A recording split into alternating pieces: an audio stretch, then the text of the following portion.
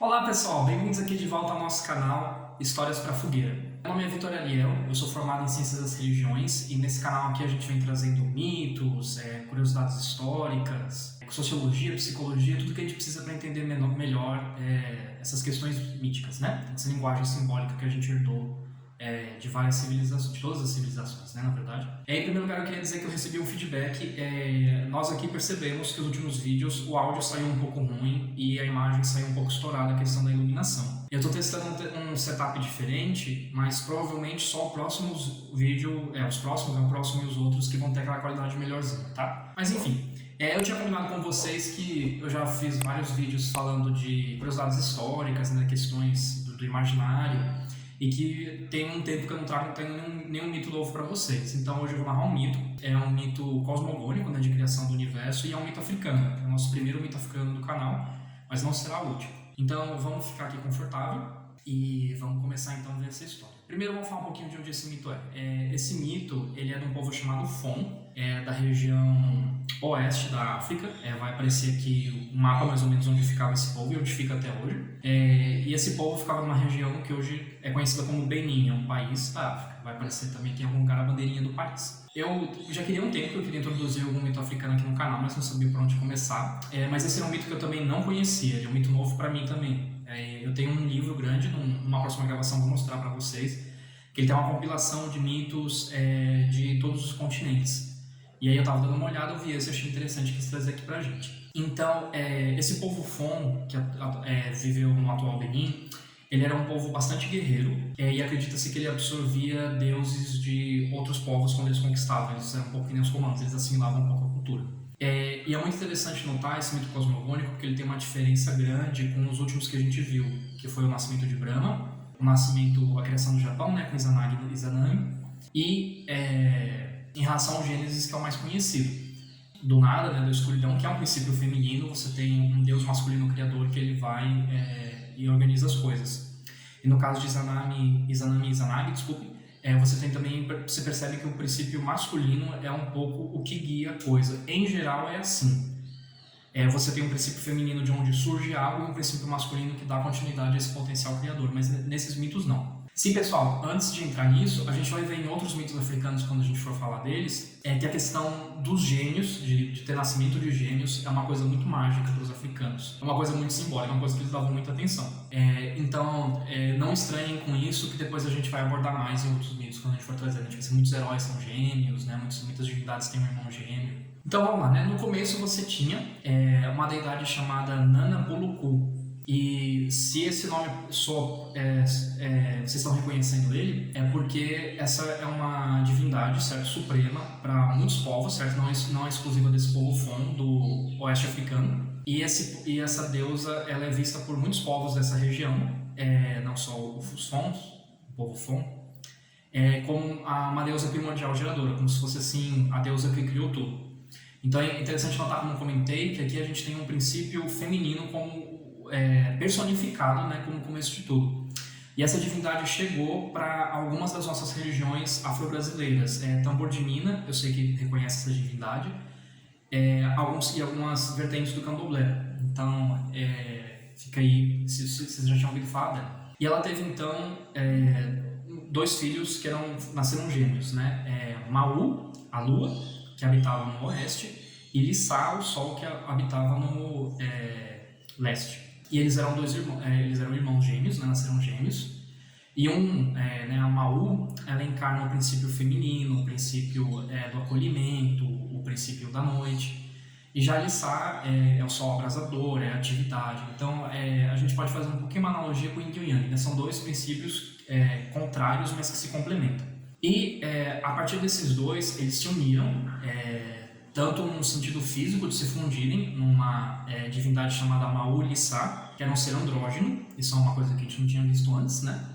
Os outros mitos cosmogônicos. Então eles viram um ser só mesmo, não é só uma cópula mecânica, por assim dizer. E aí, a partir daí, eles começam a ter vários filhos, né? A terra, o céu, a água, os metais e os outros seres vivos, e todos eles nasceram como gêmeos, em pares de gêmeos. E essa fusão ela também representa os eclipses, né? Quando você tem o Sol e a Lua juntos, você tem aquela luz dourada que não é nem noite nem dia, né? Que é uma espécie de fusão. E aí a gente pode analisar duas coisas que eu achei muito interessantes de destacar aqui. Em primeiro lugar, notar que não ficou Lissá Maú, o nome da divindade, ficou Maú Lissá. E pode parecer uma coisa assim, para não se dar atenção, mas percebam que o princípio feminino aqui está em primeiro lugar duas vezes, né? Teve a deusa primordial, né? A Anabuluku, que aí tem Maú, a lua, que fica no oeste, e Lissá, e quando Lissá e Maú se unem, é um ser andrógeno, não tem sexo, mas você vê que tipo, o princípio feminino está colocado em destaque. E algumas culturas africanas dão uma posição de destaque para as mulheres, para as sacerdotisas, né? Você vê que essa matrilinearidade, ela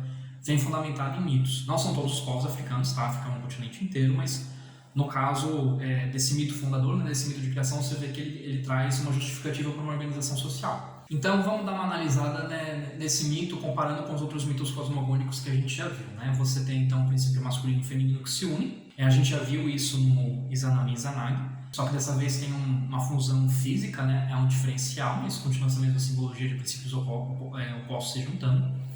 A gente vê um papel de destaque que é dado ao feminino dessa vez, que não costuma ser dado, né? Geralmente a mulher fica em segundo plano, seguindo a atitude do homem, por assim dizer, mas dessa vez a gente vê que não, que o princípio feminino vem duas vezes em primeiro lugar, não dá para passar isso desapercebido. E é interessante também comparar com o caso do nascimento de Brahma ou a própria Gênese, né? No nascimento de Brahma você tem um grande caos, né? Um lago primordial, e o Brahma nasce. E apesar desse caos primordial ser um princípio feminino, né? Uma água, uma escuridão, é diferente no caso desse mito africano, porque a gente tem uma grande avó celestial, por assim dizer, nessa figura da Nanabuluku. E isso é uma coisa que não costuma ter. E no caso do Gênese, você tem de novo, né, uma escuridão ou uma coisa caótica, por assim dizer, né, que é visto como uma energia feminina. Você tem lá, surge espontaneamente, ou sempre teve, né, dependendo da análise teológica que eu for fazer, a figura do Deus cristão.